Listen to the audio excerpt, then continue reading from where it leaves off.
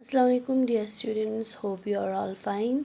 Students, आज हम करेंगे लेसन नंबर 12 गांधी जी। आज से हम आपका U3 स्टार्ट कर रहे हैं। U3 सिलेबस हमने स्टार्ट किया है। हमारा T1 एग्ज़ाम ख़त्म हो चुका है। तो आपकी U3 में जो ईयरली सिलेबस में आपका लेसन नंबर 11 और 12 दोनों है, लेकिन हमारे पास टाइम कम है, इसीलिए हम लेसन नंबर 11 को स्किप कर रहे हैं और लेसन नंबर 12 आज हम करेंगे गांधी जी। और लेसन नंबर 12 में हम गांधी जी के बारे में पढ़ेंगे। तो लेसन स्टार्ट करने से पहले नए अल्फाज पढ़ेंगे। नए अल्फाज पढ़िए। अफ्रीका, मुत्तसिर, महात्मा, हकूक़, शोहरत, खलूस, खिलाफत, इत्तेहाद, हक़ारत, आदम तशद्दुद, आदम ताउन, बाइकाट, तलक़ीन, कशमकश, ममानियात, बिला लिहाज, भिंगी, अहिंसा, इम्तियाज़, एतमाद, अलमनाक, तआस्सुब। ये हुए नए अल्फाज। अब अल्फाज को तरतीब देकर बामानी जुमला बनाइए। यहाँ पे जो अल्फाज दिए गए हैं इनको आपको तरतीब में करना है और जुमला बनाना है।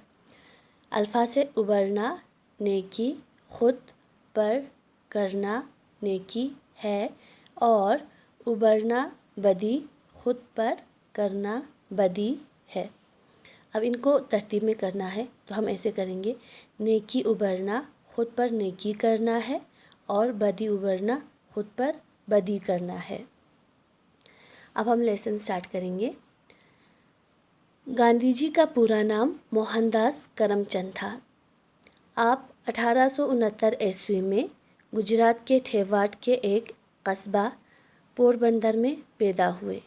गांधी जी का पूरा नाम क्या था? मोहनदास था, मोहनदास करमचंद। और आप 1869 यानी कि 1869 में गुजरात के थेवाड़ के एक कस्बा, एक टाउन जिसका नाम क्या है? पोरबंदर है, वहाँ पैदा हुए।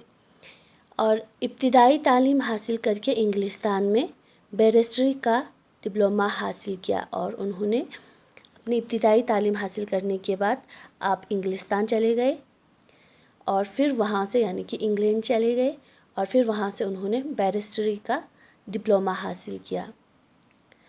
अपने भाई के चंद मुसलमान दोस्तों की वकालत के लिए जनूबी अफ्रीका तशरीफ़ ले गए।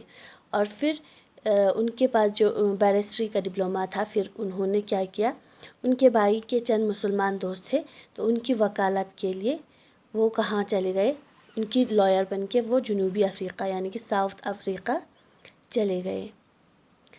वहाँ हिंदुस्तानियों को हक़ारत से देखा जाता था और उनके साथ बहुत बुरा बर्ताव किया जाता था।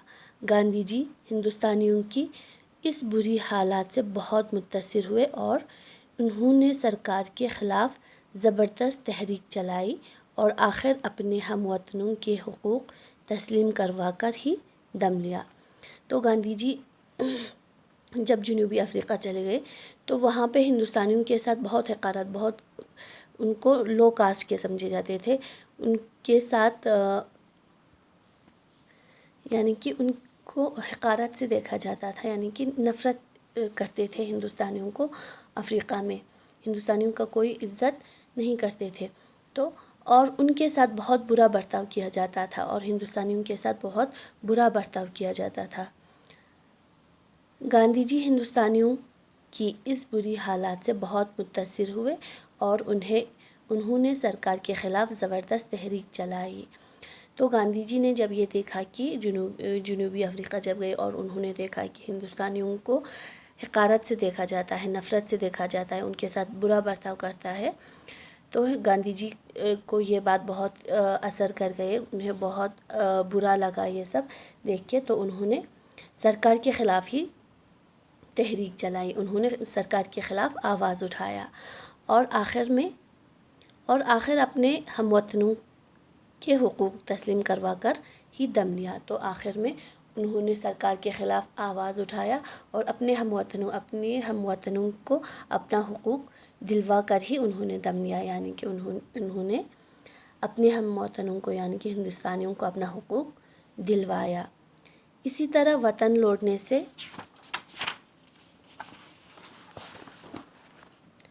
وطن لوٹنے سے پہلے ہی آپ کی شہرت دور دور تک پھیل گئی اور آپ کو مہاتما گاندھی کے نام سے پکارا جانے لگا۔ اور پھر جب انہوں نے ایسے بڑے بڑے کام کیے تو ان کے وطن لوٹنے سے پہلے ہی ان کے نام بہت مشہور ہو گئے، بہت پھیل گئے اور انہیں مہاتما گاندھی کہنے لگے سب ان کو۔